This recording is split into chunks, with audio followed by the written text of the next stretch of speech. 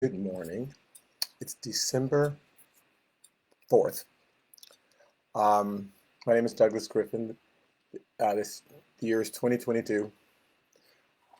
This is my Sunday school class, and we're going through the Bible book by book. So we're in Exodus. Obviously, we started in Genesis.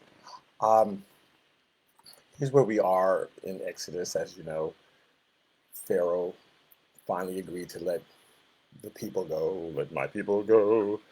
Moses leads them across the Red Sea.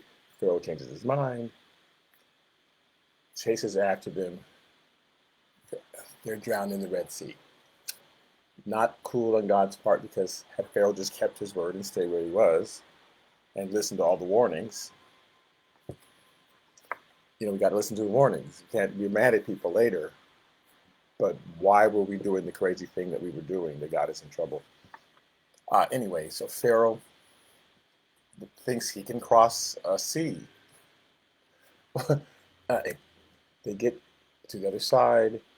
They go searching for food for 3 days. They find, and they need water because they have livestock, right? They have sheep and cattle, and they're thirsty themselves. The water's bitter. God turns it clean, makes it sweet. They go somewhere else and start complaining about water. God has Moses bring water out of the rock because they don't see anything. So there's a difference between your expectation not being met. They knew there was water in one place, and no, I'm sorry. When they wanted water, and when they finally got water, um, it wasn't good enough, and God fixed it. But in another situation, they knew there was water in Rephidim. I mean, that's a general stopping place. Hey, Susie and Pingo, that's a general stopping place. So their expectation wasn't met, and they were really upset. But God has a plan. Even when our expectation isn't met, God's not 3 steps behind us trying to catch up. He's actually 5 steps ahead of us. Has already thought it out. It's a surprise to us, not a surprise to God, right? So we already had a plan. I've got water on that rock. Calm down. They didn't like the food, so God said, "Okay, I'm going to put you in a daily regiment of food, so you'll never have to complain. I need you to know that you'll have food every day. I'm trying to teach you that every day I have thought this out." And that would be like a 7-year-old going to their parents and saying, "Are we going to have food tonight?" And saying, "You've had food every day of your life. Why do you think that tonight we wouldn't have it?" But that's how we treat God. "Are you going to meet my need today?" I meet your need every day. That's why you're breathing. So calm down, bring it down. So he's training them. I got your back every day. And it takes training sometimes because we get in certain habits and God has to retrain us. Well, as soon as he does this wonderful miracle, the Amalekites show up, and you'll see that as a pattern, and hopefully you'll eventually see that as a pattern in our own lives, that God does the miracle, God does the big thing. Then there's a test. Did you learn it? I didn't supply your need just because you needed your need. I supplied your need to teach you about me. Everything's a teaching lesson. You think it's about you. I need money to show up for my rent, and God does it. And you think God's going, "Oh, man," we think, "Oh, got that money in time." God's saying, "I have all of this orchestrated. I'm aware. I'm going to give it to you at the last minute to show you. At the last minute, I'm going to teach you about me. That even if it's midnight, I'm able to come through. It's a lesson. Now that I've taught you, here's the test."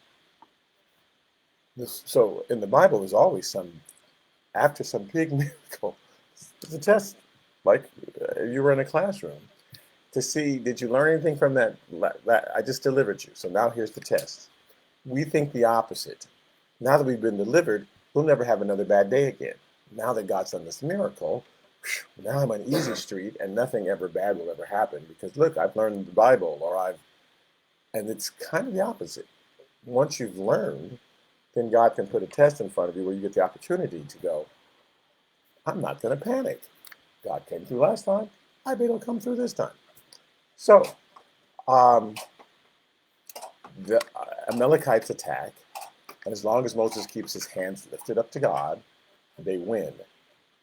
he gets tired. So Aaron and her is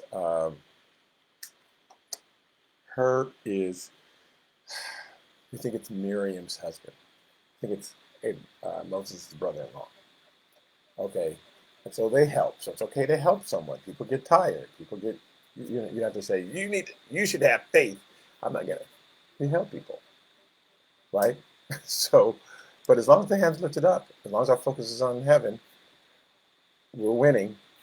When our hands droop down and we get depressed and we think, uh, then we're losing. So he demonstrated it uh, quite clearly so that they would get the lesson, right? Okay, now, Exodus chapter 18, verse 1. And Jethro, the priest of Midian, Moses' father-in-law, heard of all that God had done for Moses and for Israel, his people, that the Lord had brought Israel out of Egypt. So he heard. It's hard to miss. Several 100,000 people just came into the neighborhood. It's hard not to notice, right? So the word, and that's why God did it the way he did. Could have done it quietly, but he's trying to teach all these nations the same lesson. So God does it in a big way. That's why it happened the way it happened. He spots Pharaoh. I can tell that you're just going to be a problem. So I'm going to turn that into my advantage. So God looks at us and sees who we are and then figures out what's the best way to teach us. Right? He doesn't make us do something. He already sees what we're going to do and says, okay, let me use that uh, for a lesson's sake. So everybody knew what had happened. So Moses' father-in-law shows up. Let's remind ourselves about this relationship. In Exodus chapter 2, verse 16, it says, now after Moses has killed a man, and in his attempt to liberate his people, this is Moses doing things his way. This is Moses as anger man, not knowing any other way to address a situation. Oh, something's going on that I don't like. I will be angry and kill. And this kind of follows Moses through, which is why God doesn't let him go into the promised land. It's not a single incident. It's that this is who Moses is. So he uses him. He just can't use him in a certain way, right? So he's killed somebody and then tried to bury the body, but God blew the wind, uncovered the Egyptian, and it was found out Moses is on the run. He runs into the desert and he ends up in Midian. Now, in Exodus chapter 2, verse 16, it says, now the priest of Midian had 7 daughters. And by the way, that was when Moses was 40, right? Which is relevant. And they came and drew water and they filled the troughs to water their father's flock. Now, we know that some men came up and started hassling him. Moses watches it, and Moses is the big protector, right? So he drives the men away. That's what he does. That's who he is. That's okay. He just can't be that in certain situations. Verse 21 says, then Moses was content to live with the man. So Moses talks with one of the daughters, falls in love instantly, and she takes him back home, and Moses meets the father. He's a prince of Midian. The Midianites, so Abraham has a son by Hagar, Ishmael, that's his oldest. Then he has a son by Sarah, Isaac. Then Sarah apparently dies, and Abraham marries Keturah and has 6 kids with her. One of them is named Midian. Now, Abraham knows you can't have Canaan land, Israel. That's for Isaac. So he sends him off to the other side. Those sons live on the other side of the Jordan, which is where Moses and his people are now. So the Midianites are on this side of the Jordan, and there's a priest of Midian who, his name is Jethro. This is Moses' father-in-law. The Midianites had the opportunity to learn about God. They knew about God. Abraham was their father just as much as Isaac was, or Ishmael. They all make different choices about what they believe about God. And we see the kind of the division now of people who believe that there's a supernatural power. And when you start talking about the God of the Bible, they go, oh, yes, and they're rejoicing. And then the people who believe there's supernatural power, but they don't want to limit it to the Bible. They think, well, there's a bunch of, that's a way, but there's also this way and that way, and they believe in all sorts of things, right? So they don't necessarily discredit the Bible.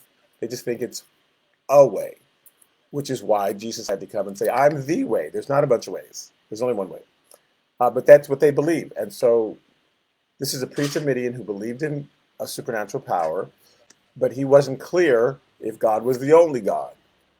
So he hears what God has done, and he comes out and he meets Moses. Um, and, well, we'll see. Anyway, so the man Moses was content to live. This is Exodus chapter 2, verse 21. Then Moses was content to live with the man, Jethro, and he gave Zipporah his daughter to Moses, and she bore him a son, and he called his name Gershom. Where he says, which means foreigner, a foreigner there. I was a foreigner there. So, for he said, I have been a stranger in a foreign land. So Gershom, Moses is feeling disconnected, and this haunts him his entire time, and this is his choice. So how we feel is our choice. Moses felt disconnected from his people in Egypt because he was raised in Pharaoh's court, and it was not until he was 40 that he took the time to go and visit with his people. He tried it one time, it didn't work out, and he said, that's it, and he leaves Egypt. And now he's a stranger in Midian, in the place where Jethro lives. So he didn't have a home anywhere. And they name their children how they feel at the time. So we know how they feel. It's really nice since we can't interview them. How'd you feel about all that? So they name their children, I'm a stranger in a strange land. And that's how he feels. That's who I am. I don't have a home. Gershom is raised in the Sinai desert, and he feels disconnected too. This will be significant later because Moses' other son had a different experience from the parent. In fact, I call this choices of the parent. So Gershom's raised around Midianites. In fact, as we know,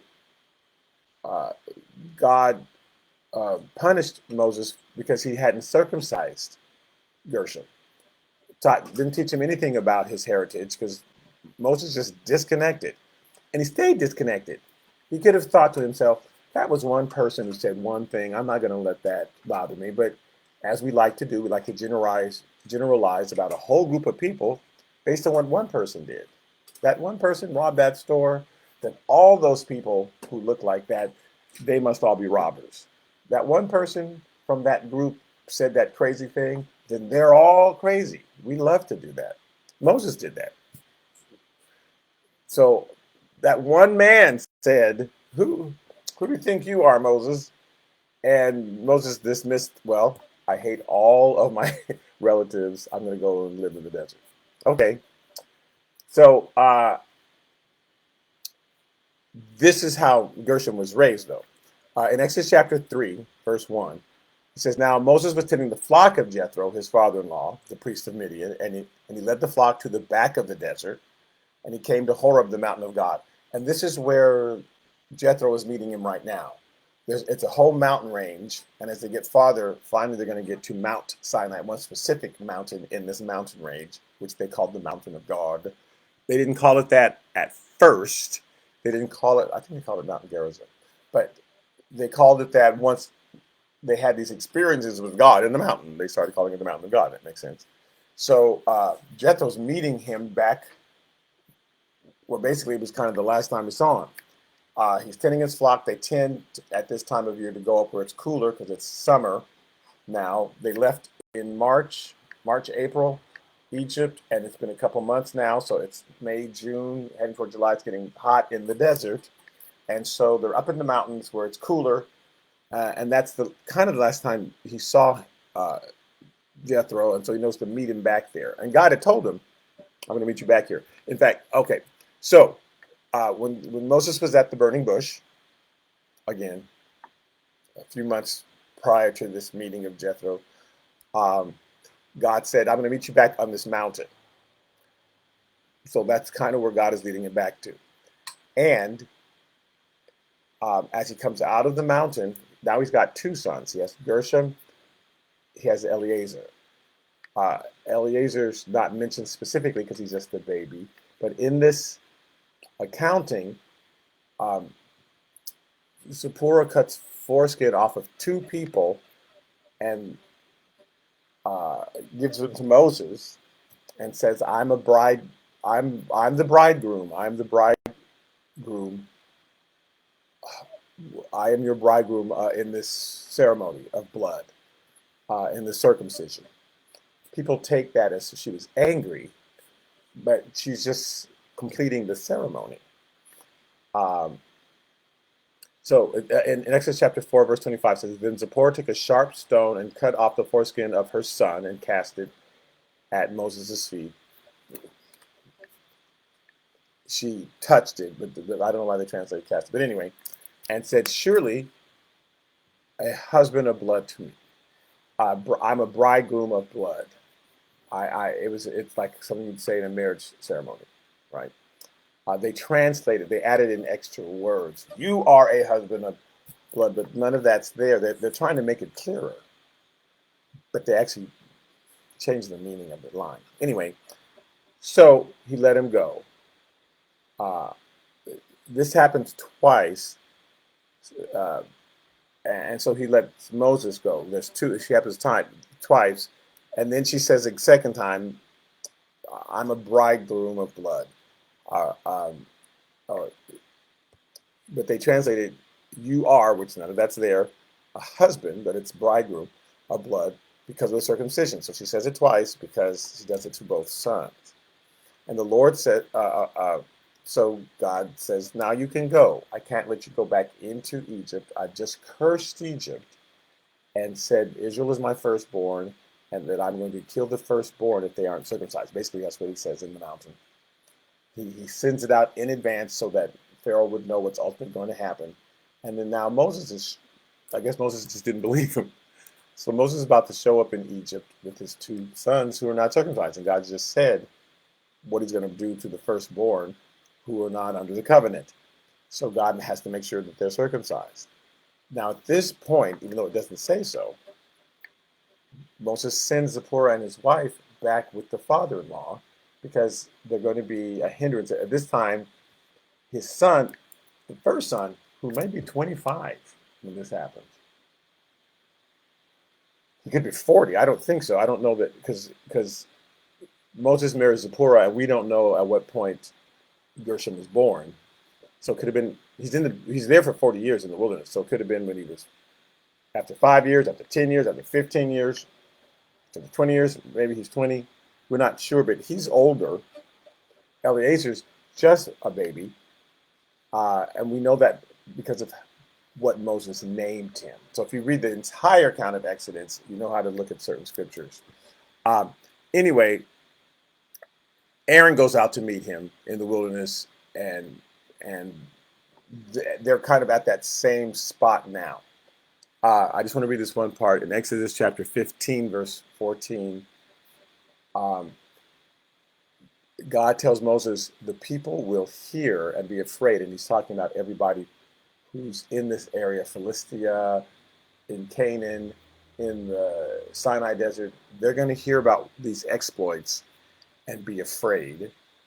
And sorrow will take hold of the inhabitants of Philistia because they're saying that because they have chosen to worship other gods, they'll be sorrowful. They'll go, "Oh no, we should have been worshiping the actual God all along that we'd heard about and been ignoring."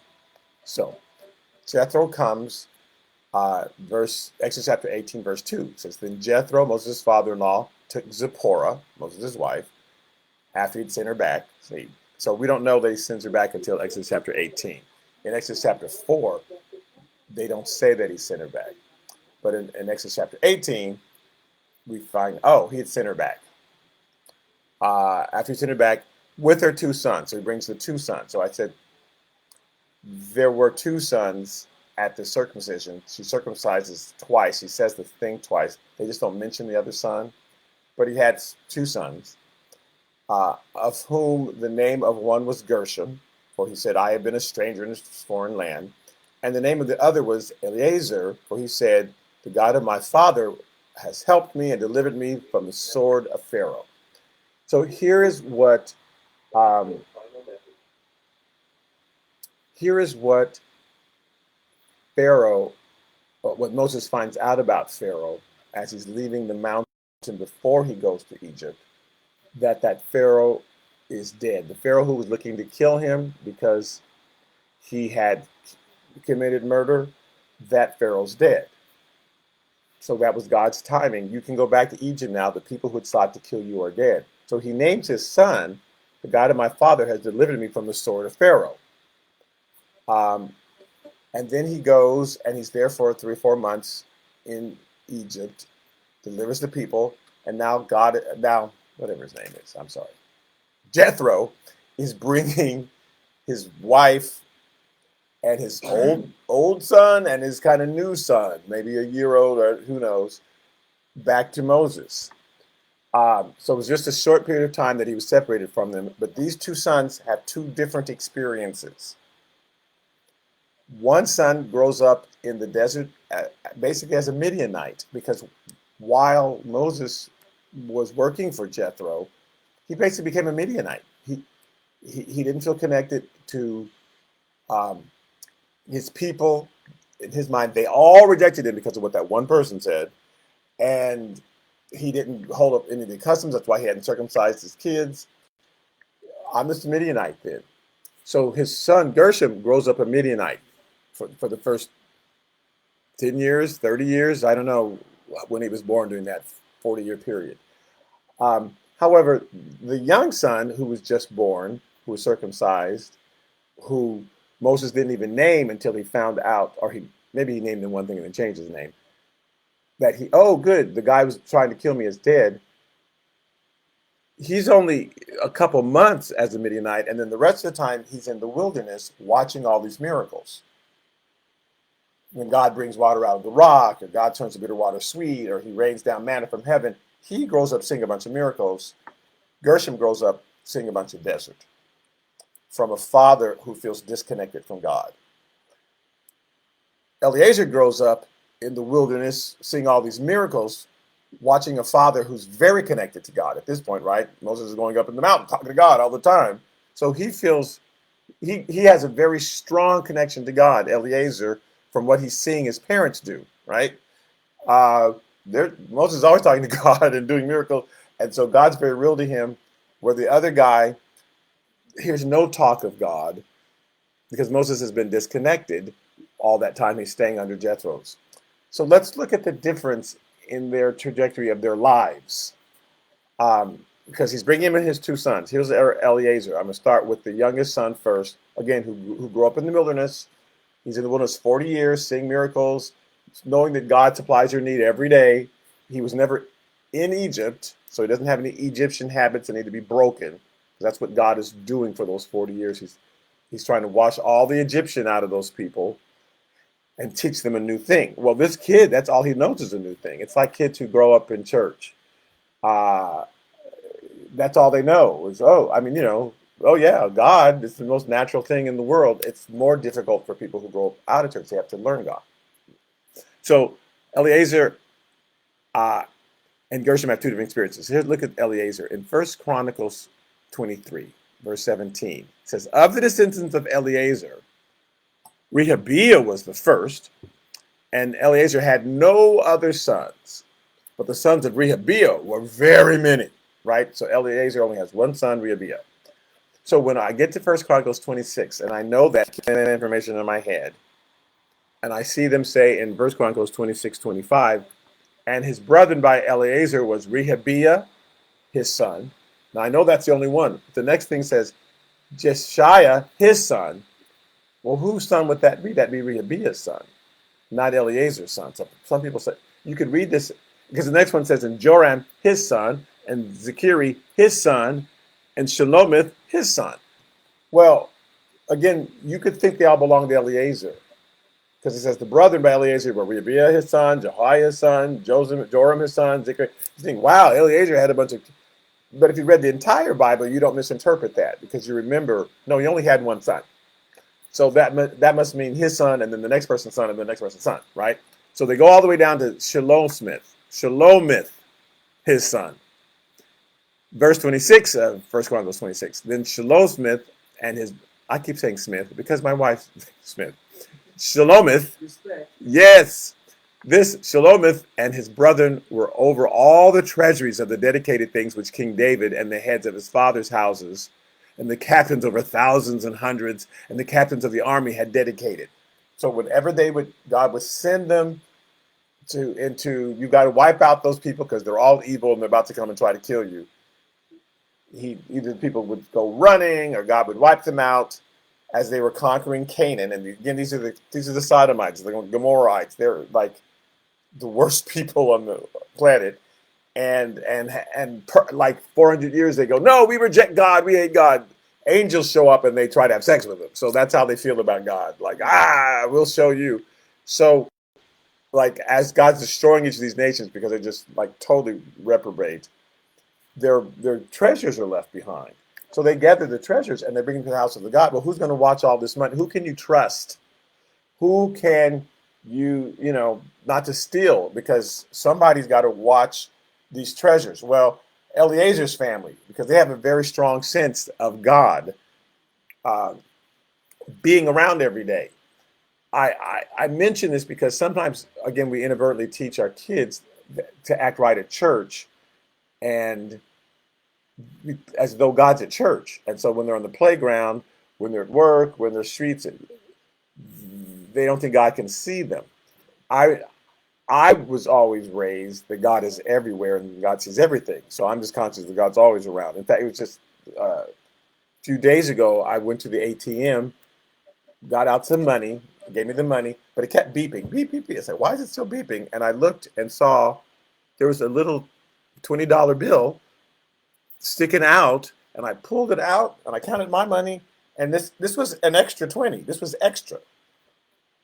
And I immediately thought, I need to turn this in. And I went to the bank and says, the machine gave me an extra. I said, unless I'm crazy, and I had the lady count my money, and she said, no, you're right, that's an extra bill. She said, thank you for turning. I said, of course I'm turning it out, because I said, because there is a God. He's watching. She said, amen, come on now. So I said, it's not my money.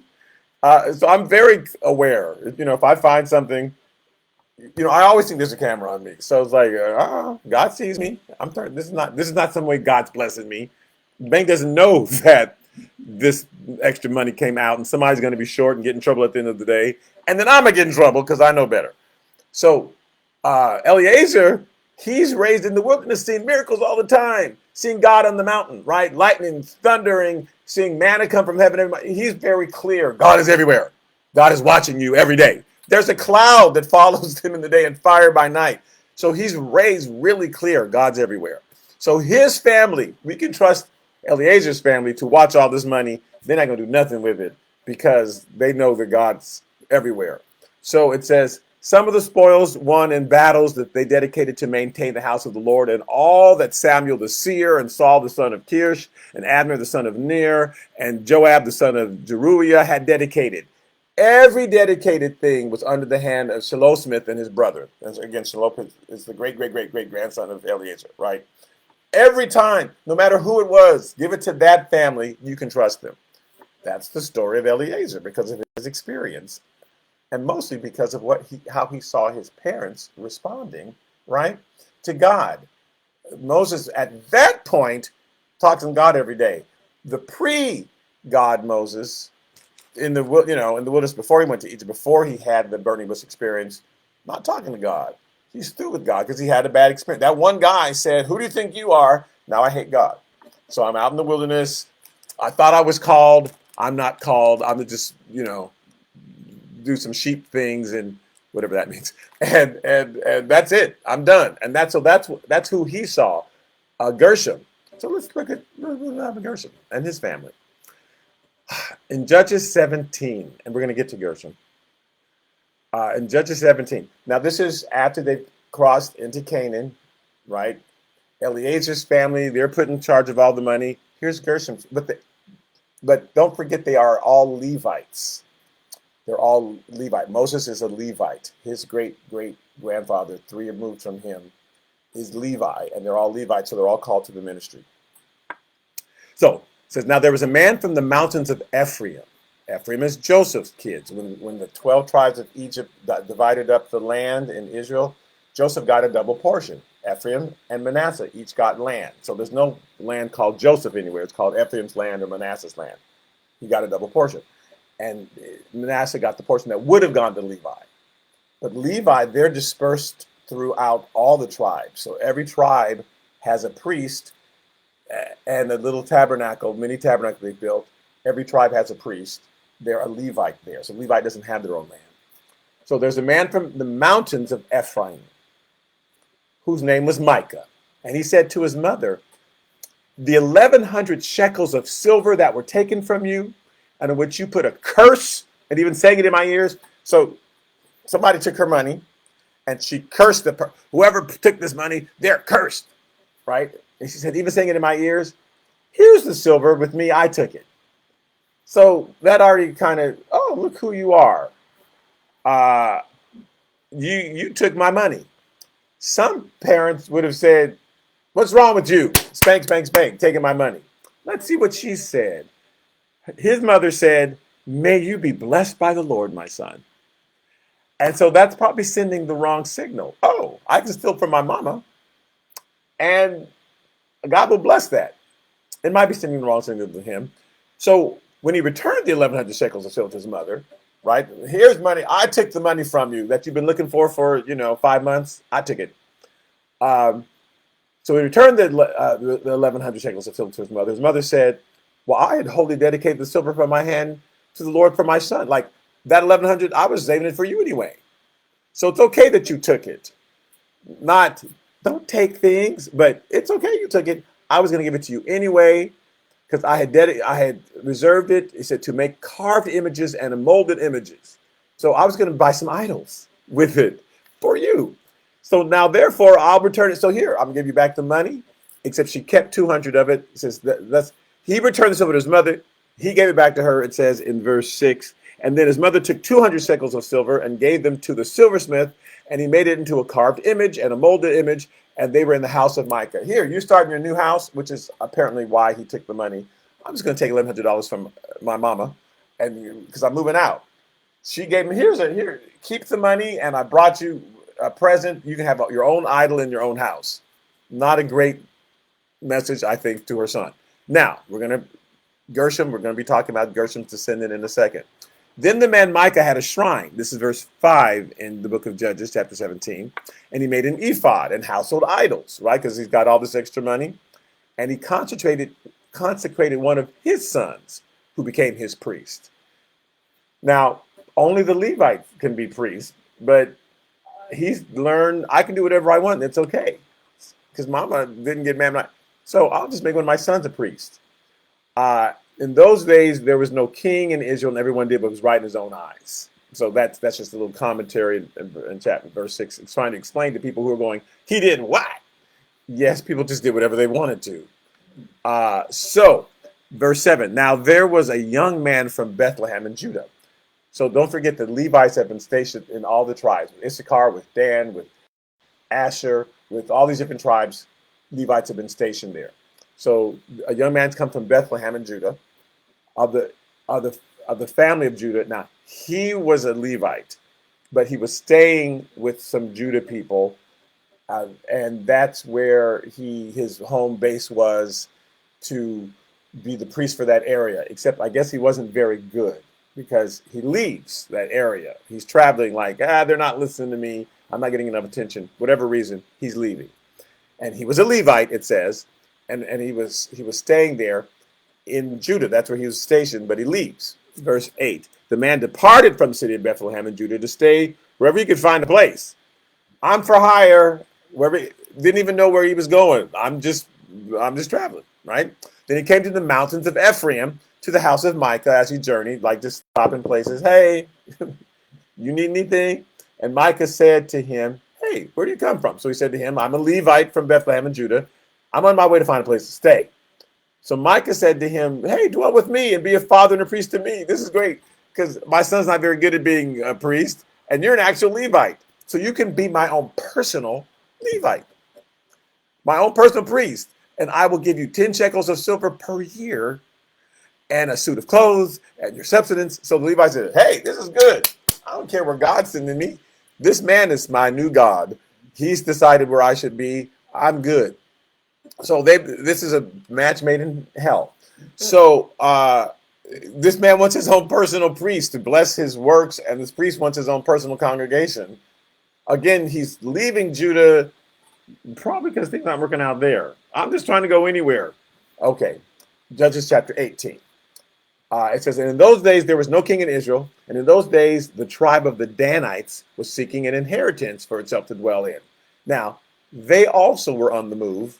Going where? To do what? They're on the move. They're supposed to be at a certain place on the west coast, but they would have had to fight the Philistines in order to get their land, and they're not going to do it. But God said, no, go ahead and do that. No, not going to do it. So they went all the way to the east coast. Some of the Danites got in boats and went to Europe, and they became the Dan-ish. Ish means sons of Dan, Danish people, or the Danish people. And we know there's a whole trek you can follow because they left marks where they were staying. You can follow the tribe of Dan all throughout Europe. In fact, one place they call Denmark. Well, we call it Denmark today. And they left their trail. The Danube River, all this stuff, they left their trail. But this other tribe of Dan, they went to the east coast. Neither one of them stayed where they're supposed to be and do what God said to do. It's too hard, so I'm going to go over there. So they're traveling around in the east part of Canaan, and they're seeking an inheritance for itself to dwell in, for until that day their inheritance among the tribe of Israel had not fallen to them. Well, they hadn't yet done what they were supposed to do, so they hadn't gotten their land because they hadn't obeyed God. So the children of Dan sent 5 men of their family from their territory, men of valor, from Zorah and Eshtaol to spy out the land and search it. Like, we got to find a place where we can stay. And they said to them, go search the land. So they went to the mountains of Ephraim, to the house of Micah, and their lodged there. Hey, come in here. I got a big house. While they were at the house of Micah, they recognized the voice of the young Levite, which is interesting that they recognized his voice. I don't know if they mean he heard his voice. They recognized his voice. So had he been just traveling around and, oh, that's that guy who used to be, he came by Dan, we know him. So they recognized his voice, and they turned aside and said to him, hey, who brought you here? Because it wasn't God. Who brought you here? What are you doing in this place? What do you have here? And he said to them, thus and so Micah did for me. Micah set me up. He made me his priest. He's hired me, and I become his priest. He has hired me. I love that. So when these went into, so they talked the guy, well, all right. So they have a little private conference, the people of Dan, and said, you know what? He could be our priest because we don't need a priest once we find a place to stay. So verse 18 says, when these went into Micah's house and took the carved image, the ephod, the household idols, the molded image, the priest said to them, what are you doing? So they just raided his house. They took all his idols. You would think that would be good, but it wasn't good. You think, yeah, I'm glad they took Micah's idol. Well, he's just going to make some more. But they're like, this place is great. We need to take all his idols and stuff. And he says, what are you doing? And they said to him, be quiet, put your hand over your mouth, come with us, and be a father and priest to us. We're like a whole city. He's just one person. Look how much more attention you're going to get, right?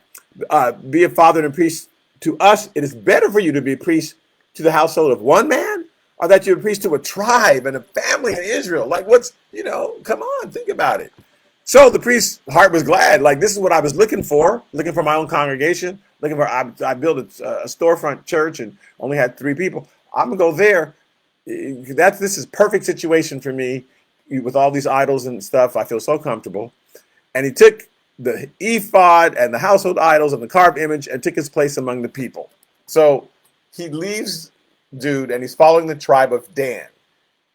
So they took the things that Micah had made, it says in verse 27, and the priests who had belonged to him, and they went to Laish, to a people who were quiet and secure, and they struck them with the edge of the sword and burned the city with fire. So these people were not bothering anybody. God had sent them to a specific place. They conquered these people that God had not said conquer these people. These people are quiet and secure. There's nothing wrong with them. Took them, chased them out, burned their city. There was no deliverer because it was far from Sidon, and they had no ties with anyone. They're just a little independent Amish group. You know what I mean? Just nice, quiet, just minding their business. They had no ties with anyone, and it was in the valley that belongs to Beth Rehob. He's giving you directions because these people know all these places. It's like saying it's found on Crenshaw and Manchester. They're very specific. Okay, so you'll know where it was. So they rebuilt the city and dwelt there, and they called the name of the city Dan, because that's what the Danites did. Wherever they went, they named it Dan something. That's why we can trace the Danites in Europe, because they always named it Dan something. Okay, so they named the name of the city Dan as the name of Dan, their father, who was born to Israel. However, the name of the city formerly was Laish. Then the children of Dan set up for themselves the carved image, and Jonathan, who's the son of Gershom. So this is where this priest comes into play. Gershom, he's the son that Moses raised in the wilderness when he was not happy with God, when there was a whole bunch of gods to be worshipped.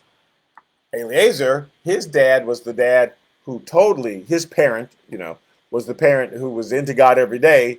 Gershom's parent, even though it's the same person, Gershom's Moses, was not thinking about God, not talking about God. I don't hear about God, la, la, la, la, la, right? So anybody can be a god. His son Jonathan, so Jonathan, the son of Gershom, then it says the son of Manasseh. Now, the name Manasseh and the name Moses look exactly alike, but if you add a little accent mark over one letter, it changes it to Manasseh. The majority of scholars believe that they were embarrassed that this was Moses' grandson doing this, so they added a little accent mark and changed it to Manasseh. That just the scribes went, this is embarrassing. Because sometimes, anyway, we know why. So, but it's Moses. Gershom, his father was Moses. It wasn't, they just got over to the promised land. There's no Manasseh when you take the tribe of Levi. There's no Manasseh. Moses. Anyway, his son Gershom and his son Jonathan.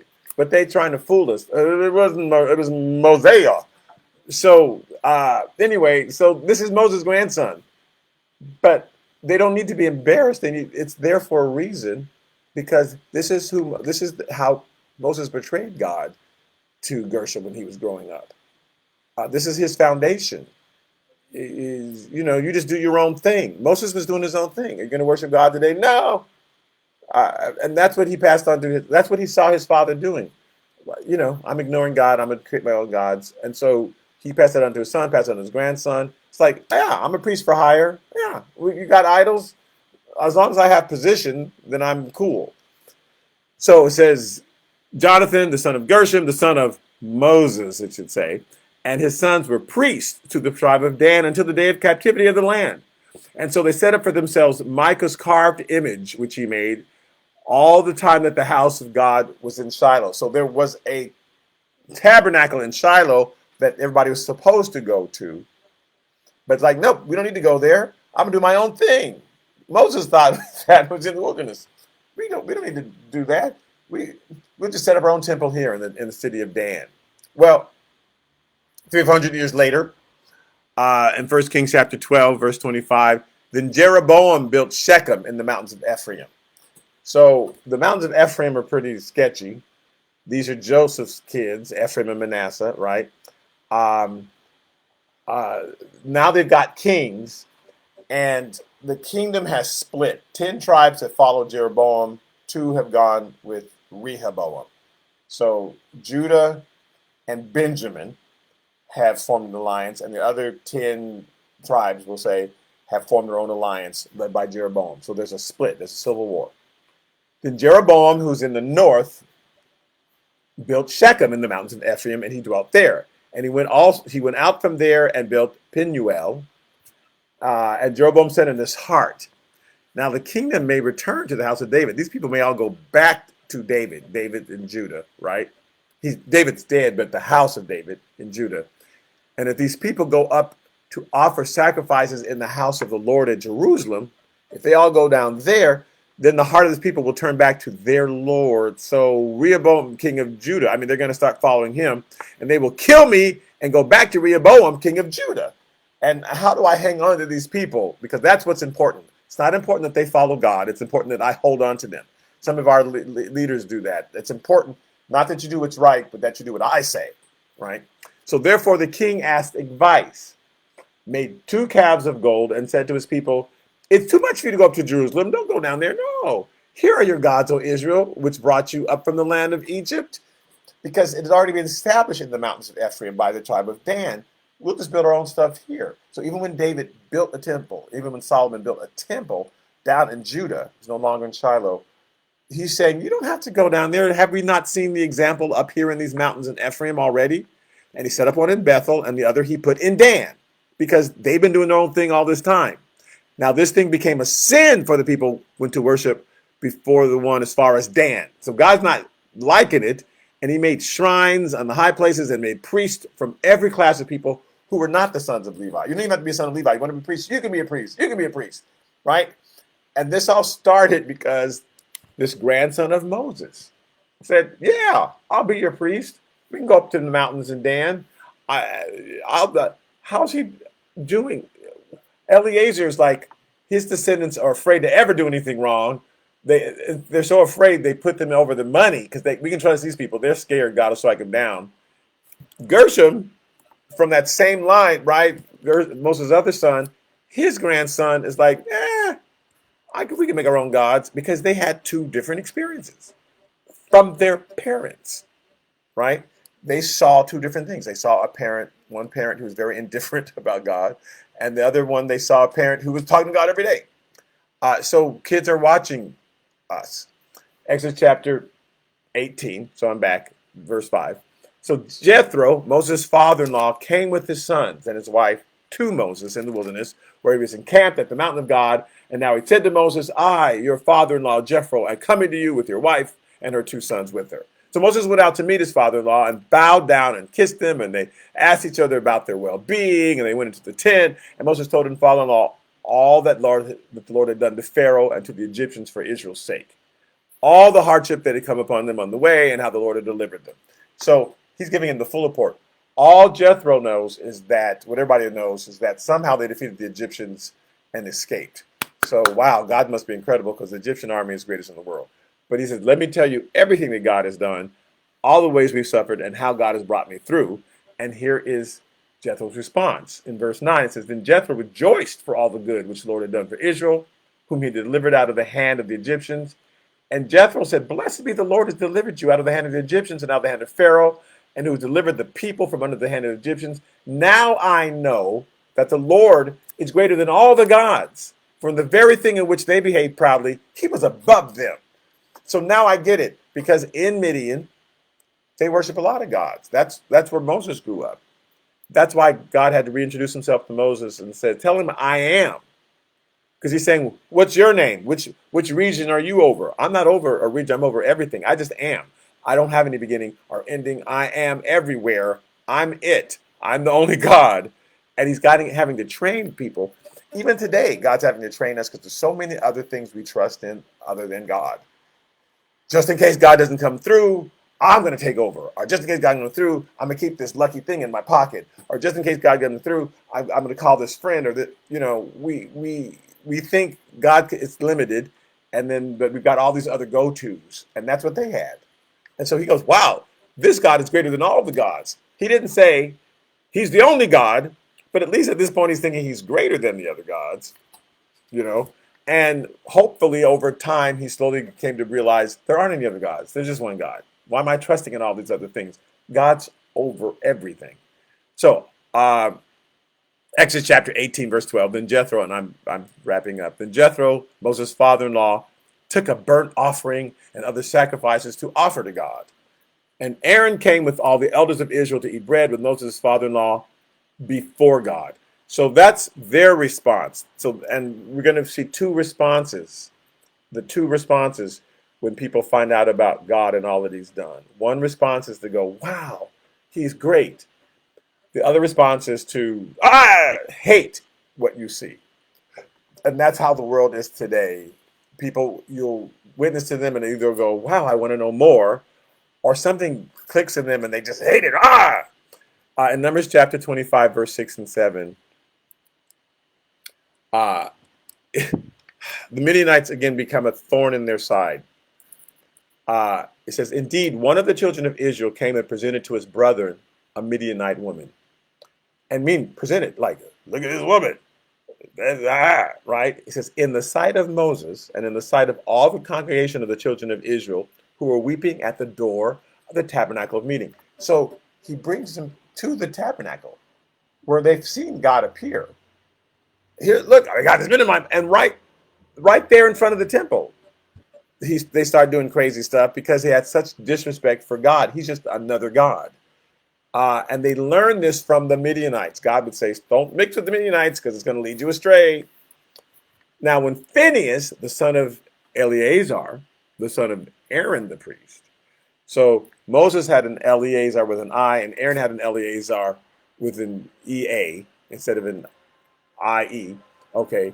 When he saw it, he rose from one congregation and took a javelin in his hand, and he thrust them through while they are making out in front of the temple. Their bodies are all close together, and he just takes a javelin and thrusts it through them. It says, then the Lord, verse 26, spoke to Moses, saying, harass the Midianites and attack them, because they're the Jethro type who go, oh man, this is wonderful, and then they're the other type who like mocking all of this and making fun of it, and they're the people who are burning their children in the coals. They're like hyper religious, but hyper not God religious, anything devilish and fiendish. And he says, you got to just get rid of them because they're influencing you. Because these people grew up in Egypt where they believed in a bunch of gods, and it's taken 40 years. And I'm trying to get this out of them, this thought that there's a bunch of gods. So he says, take the Midianites, harass them, attack them, for they harassed you with their schemes, by which they seduced you in the mat of Peor and the mat of Cosby. Now that's the woman's name. Her name is Cosby, the daughter of a leader of Midian, their sister, who was killed in the day of the plague because of Peor. And Peor is the name of the guy who said, hey, look at her. And Cosby is the name of the woman. And he says, that's how they do. They bewitched you. They seduce you into doing these horrible things. So you got to get totally away from them because you're learning bad habits. And there's certain people that are just not good for us, right? That God says, until you are stronger, you need to cut yourself off. Maybe when you're stronger, you can be around these people and be influenced to them. But right now, they're influencing you.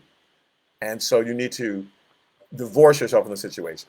Okay, so I'm going to end there. Jethro shows up with the kids. He's a Midianite. He hears the news, and he's convinced that this God is mighty. Other Midianites are going to hear the news, and it just makes them want to seduce them away. Oh, you're into that God?